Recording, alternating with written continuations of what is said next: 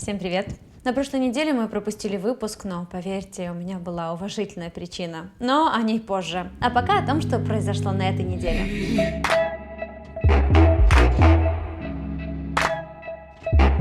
Google таки купил HTC, но не полностью. Провал продаж iPhone 8, падение Apple и мой полный крах как бизнесмена. Sharp планирует стереть грани, на этот раз полностью.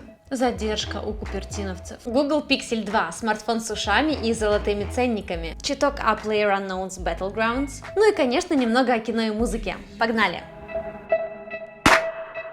Знаете, как бывает? Представляешь худшее, а в итоге получается даже лучше, чем в самых смелых мечтах. Вот, например, покупка Google HTC. 2 недели назад я думала, что большой и злой Google полностью выкупит мобильный бизнес компании и закроет производство смартфонов. А в итоге тайваньцы получили второй шанс, или даже третий шанс. Google чуть более чем за один Instagram выкупил часть мобильного подразделения, отвечавшее за разработку пикселей. Получил лицензии на интеллектуальную собственность, плюс около 2000 специалистов переедут в клевые офисы Google. Вполне вероятно, что все последующие за вторым пиксели Google уже будет выпускать типа сам. HTC же сохранит свой бизнес по выпуску смартфонов и VR-шлемов, ну и само собой получил вливания, которые помогут выбраться из финансовой ямы. Такой вот happy end. Кстати, в сети появились слухи о новом флагмане U11+.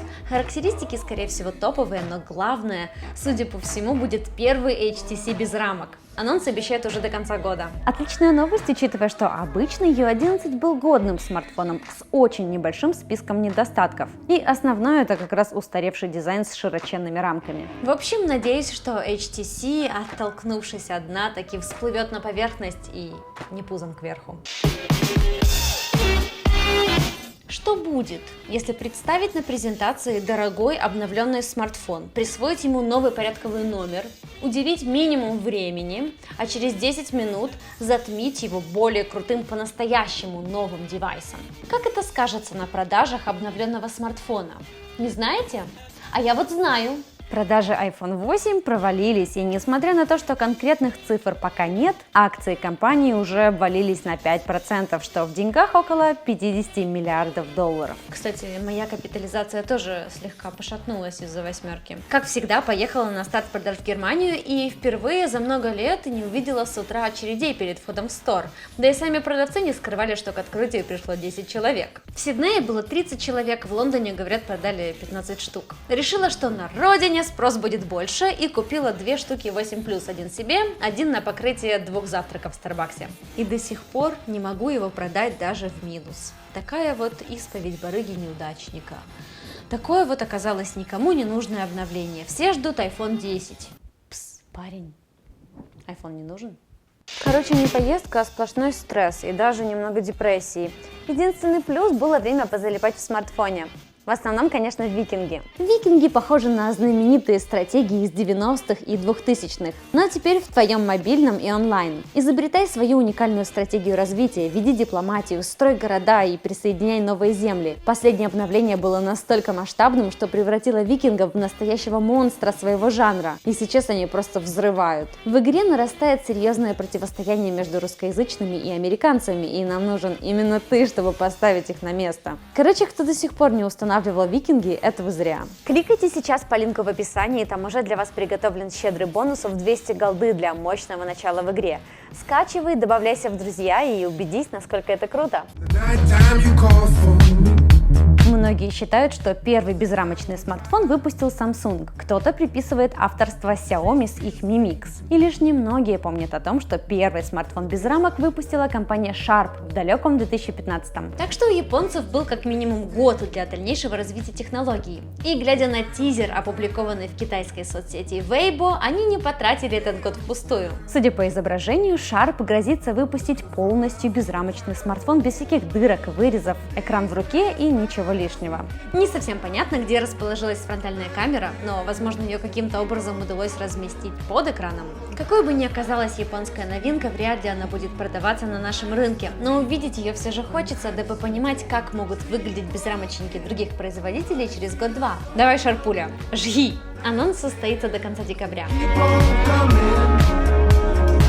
Задержка – довольно неприятное слово само по себе, но что может быть хуже задержки выхода нового айфончика. Судя по словам аналитиков, в производстве десятки случился сбой, и на данный момент оно даже не стартовало, хотя обычно это происходит за 2 месяца до начала продаж. Более того, Apple в 2,5 раза уменьшили у поставщиков заказы на некоторые комплектующие. Неужели купертиновцы настолько не уверены в своих силах и хотят дождаться предзаказов? Это вряд ли. Аналитики пророчат до 50 миллионов продаж в первую неделю, и основания для этого есть. Десятка первый действительно новый iPhone за 4 года. Его ждут. Провал восьмерки как бы говорит об этом. Скорее всего, дело в недостаточном количестве какого-то критически важного компонента смартфона. То ли Samsung подвел с экранами, то ли система Face ID в массовом производстве оказалась сложнее, чем предполагалось. Без любого из этих компонентов смартфон не произвести, а значит и лишние комплектующие не нужны. Вряд ли задержка повлияет на дату старта продаж, ибо в случае переноса акции придется соскребать со дна. Но уже очевидно, что дефицит на iPhone 10 будет сильнее, чем предполагалось, и длительные сроки ожидания новинки рискуют сохраниться вплоть до февраля 2018 года. В прошлом году Jet Black расхватали секунд за 30. Я вот не успела и пришлось взять розовый. Вполне возможно, что новый безрамочник побьет этот печальный рекорд, несмотря на очень высокую цену. Я все же попробую рвать в первый день. Не для работы надо. А вы? Вообще как-то печально все у Apple. Провалы, задержки, iOS 11, глючный кусок сокращающий время работы смартфона в половину. Одна High Sierra тащит. Быстро и вроде без особых глюков. Скатились. Кстати, тут компания Wandera провела исследование среди 50 тысяч пользователей техники Apple, в результате которого выяснилось, что девайсы на iOS 10 в среднем жили 240 минут, а на iOS 11 96. Падение больше, чем в 2 раза, и это после 10 бета-версий. Говорят, iOS 11.1 все поправит, да-да. Представляете, что может быть с полностью новым iPhone 10? Впрочем, если не сложится с десяткой, а желание потратить около $1000 все же есть, всегда можно глянуть на альтернативы. Например, на Google Pixel 2 XL в версии 128 ГБ за $849. Цены на модели попроще не так шокируют, но назвать их демократичными язык не повернется. Стоит ли смартфон таких денег? Да, у него как минимум очень странный внешний вид. Да, камера одна и оформлена как дверной глазок, зато топовое железо, голый Android 8.1.1 и парочка уникальных фишек. Например, Pixel будет постоянно слушать, что творится вокруг, и нет, не пересылать это в Google. В общем, будет слушать, определять звучащую музыку и отображать ее название на экране блокировки, и оттуда ее можно будет добавить в свою медиатеку Google Play. Эдакий постоянно работающий Shazam. Прикольно. Интересно, скажется ли это на времени автономной работы. Pixel Launcher получит обновленный дизайн. Например, строка поиска переедет вниз. Поработал Google и над камерой. Улучшится и без того хорошая съемка в условиях недостаточной освещенности. Появится портретный режим. Интересно, насколько корректно он будет работать, учитывая, что камера всего одна. Узнаем уже 4 октября во время презентации. Кстати, Валентин будет проводить прямую трансляцию, как всегда будет разыгрывать ценные призы, как всегда меня на этой трансляции не будет, так что вот вам как минимум 2 повода ее не пропустить. PlayerUnknown's Battlegrounds. Это странное словосочетание уже пару месяцев как ворвалось в нашу жизнь и пока не планирует ее покидать. Тренды YouTube заполонили ролики по этой игре. На Твиче куда ни ткнешь, попадешь в стрим PUBG. Короче, хайпанули пацаны и не планируют останавливаться на достигнутом. Создатель игры Брэндон Грин провел сессию вопрос-ответ, на которой заявил, что мечтает добавить синглплеер в PUBG. Но пока для этого нет ни времени, ни ресурсов. Ну, я считаю так. Раз идея есть, то рано или поздно найдутся силы, средства для ее реализации. Ну, если, конечно, популярность игры не угаснет.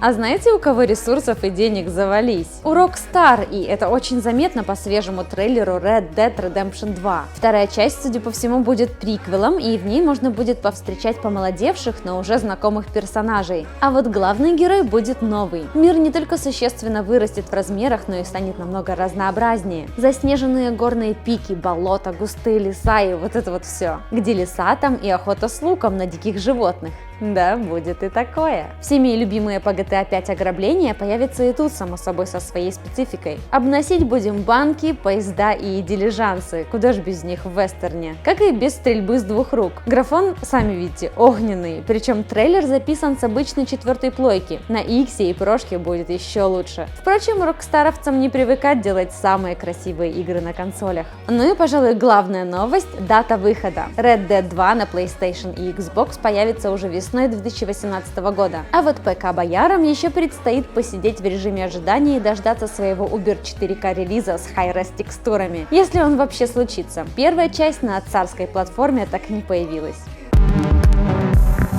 Кино на этой неделе «Кингсман 2». Заметно, что режиссеры и сценаристы пытались превзойти оригинал. Еще более сумасшедший злодей, перемалывающий подчиненных в мясорубке, еще больше экшена. В итоге авторам не всегда удается сохранить баланс между пошлостью и абсурдом, но в глаза это бросается лишь в парочке сцен. Экшен крутой, но сцену в церкви с цветным дымком из взрывающихся голов первой части превзойти не удалось. Легкий и веселый боевик, почти как первая часть, но с меньшим количеством запоминающихся моментов, зато с совершенно гениальным злодейским планом, стебом над Трампом и неожиданным камео Элтона Джона, который тут вовсю отрывается и угорает, в том числе и над собой. Итого, неплохое продолжение хорошего фильма. Музыкальный совет недели – новый альбом группы The Flaming Lips «Oxymlody». Этот альбом американской группы рокеров-психоделов заходит с первых секунд и на одном дыхании слушается до последней песни. Булькающие, умиротворяющие звуки, отправляющие вас в мрачный сон, в котором будет сниться секс с жабами и единорогами. Так можно описать это часовое погружение, и это не только мои слова. Послушайте, может вам понравится этот новый мир. Неделька выдалась натужная, новостей минимум и то половина про iPhone. Даже думала снова не делать выпуск. Но как же я вас оставлю аж на 3 недели одних маленьких в океане информации. Так что ставьте лайк за работу и до следующей недели. Держу кулачки, надеюсь, она будет поживее.